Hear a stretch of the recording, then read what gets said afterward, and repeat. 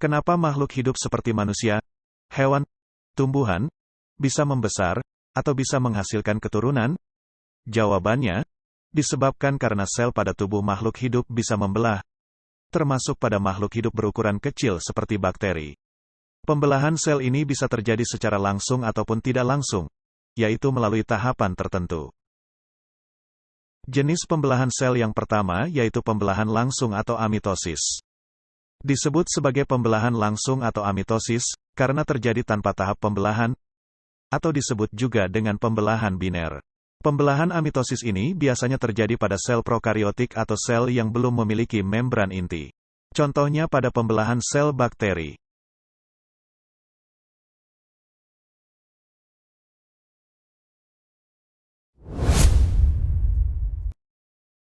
Pembelahan tak langsung.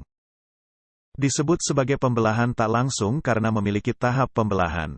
Terjadi pada sel eukariotik yaitu sel yang memiliki membran inti. Pembelahan tak langsung terjadi melalui proses mitosis dan meiosis. Pembelahan tak langsung memiliki 4 tahapan yaitu profase, metafase, anafase, dan telofase, atau bisa disingkat prof meta beranak telur. Pembelahan mitosis. Fase pembelahan mitosis terdiri dari 1. Interfase atau fase persiapan. 2. Karyokinesis atau pembelahan inti sel. 3. Sitokinesis atau pembelahan sitoplasma. Pembelahan mitosis terjadi pada sel tubuh atau sel somatik. Sel anak yang dihasilkan sama dengan sel induk yaitu sama-sama diploid atau 2N. Hanya terjadi sekali pembelahan. Pembelahan mitosis bertujuan untuk pertumbuhan. Interfase pada pembelahan mitosis. Interfase merupakan fase pembelahan yang paling lama. Tahapan pada interfase yaitu 1. Tahap G1 atau GAP1 atau Growth 1, yaitu pertumbuhan primer. Pada tahap ini sel mulai membesar, dan terjadi selama 6-12 jam. 2. Tahap S atau sintesis. Pada tahap ini berlangsung sintesis DNA, dan terjadi selama 6-8 jam. 3. Tahap G2 atau GAP2 atau Growth 2, yaitu pertumbuhan sekunder. Pada tahap ini terbentuk organel sel, dan terjadi selama 3-4 jam.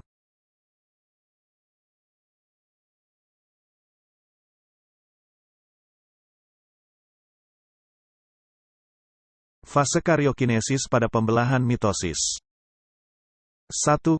Tahap profase. Pada tahap ini terjadi proses yaitu kromatin menebal menjadi kromosom. Kromosom mulai berduplikasi, terbentuk benang spindle atau benang gelendong. Anak inti atau nukleolus mulai menghilang.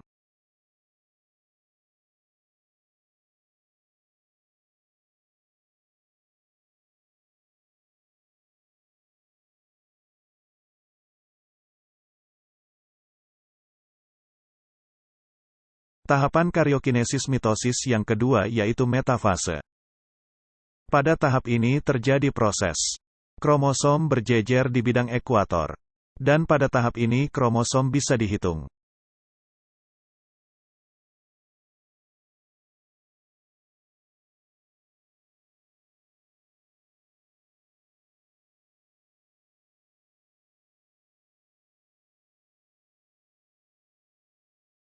Tahapan karyokinesis mitosis yang ketiga adalah anafase. Pada tahap ini terjadi proses yaitu kromosom anak atau kromatid saudara mulai terpisah, dan bergerak ke kutub berlawanan.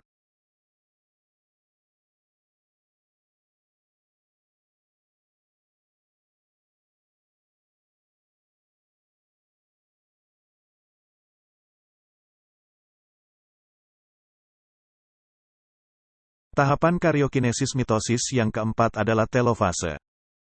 Pada fase ini terjadi proses antara lain. Kromosom mulai menipis menjadi kromatin. Anak inti atau nukleolus dan membran inti mulai muncul kembali.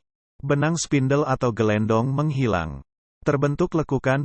Pada akhir tahap telofase terjadi sitokinesis atau pembelahan sitoplasma.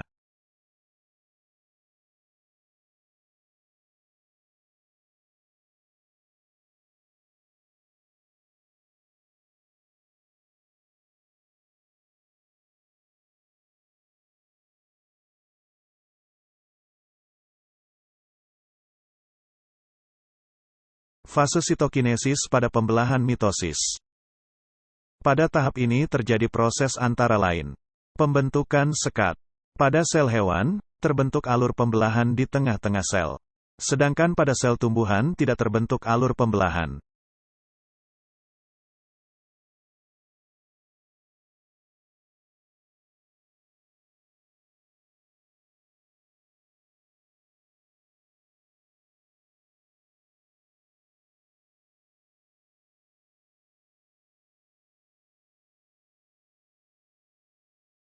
Pembelahan meiosis. Fase pada pembelahan meiosis antara lain. 1.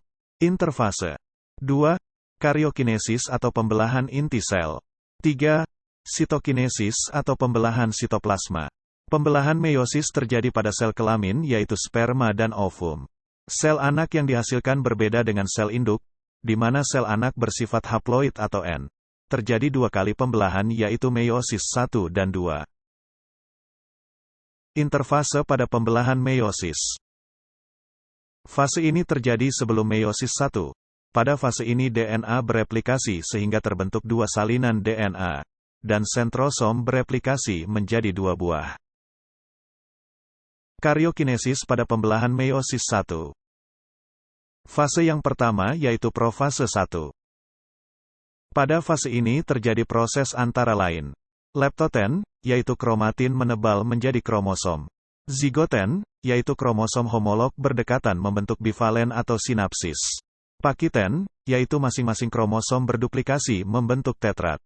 Diploten, yaitu terjadi pindah silang atau crossing over sehingga terbentuk kiasma. Diakinesis, yaitu proses terbentuknya benang spindle, membran inti dan anak inti mulai menghilang, tetrat sedikit memisah. Proses tersebut bisa disingkat lazy-pa-didi.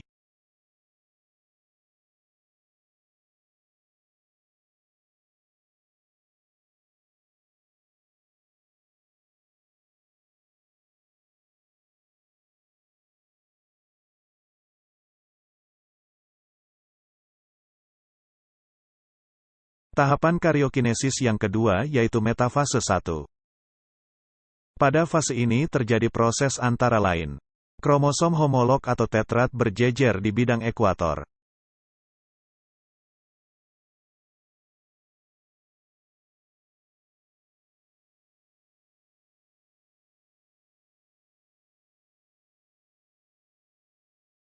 Tahap karyokinesis meiosis yang ketiga yaitu anafase 1.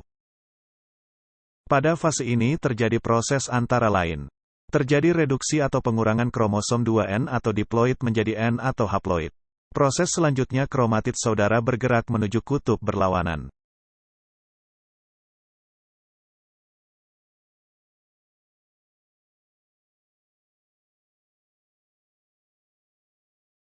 Tahapan karyokinesis meiosis yang keempat yaitu telofase 1 dan sitokinesis. Pada tahap ini terjadi proses antara lain. Setiap kutub memiliki satu set kromosom haploid atau N. Sitokinesis atau pembelahan sitoplasma terjadi serentak dengan telofase 1.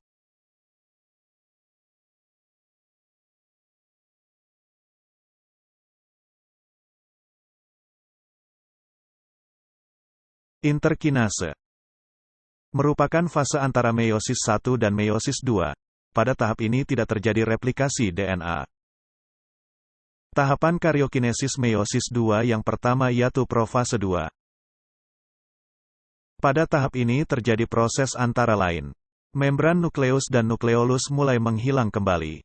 Sentrosom membelah, dan sepasang sentriol memisah menuju kutub-kutub yang berlawanan dan di antara keduanya muncul benang-benang spindle yang memancar dari kedua sentriol. Waktu ini lebih singkat dibanding tahap lainnya.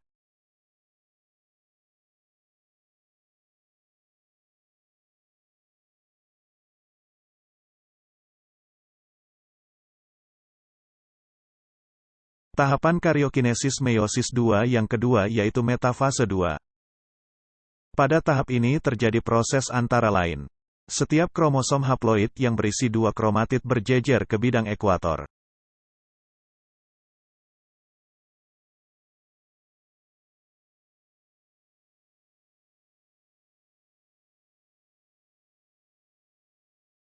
Tahapan karyokinesis meiosis 2 yang ketiga adalah anafase 2. Pada tahap ini terjadi proses antara lain. Spindle menarik kromatid menuju kutub pembelahan yang berlawanan. Kedua kromatid bergerak menuju kutub yang berbeda. Pada akhir anafase, membran sel mulai melekuk.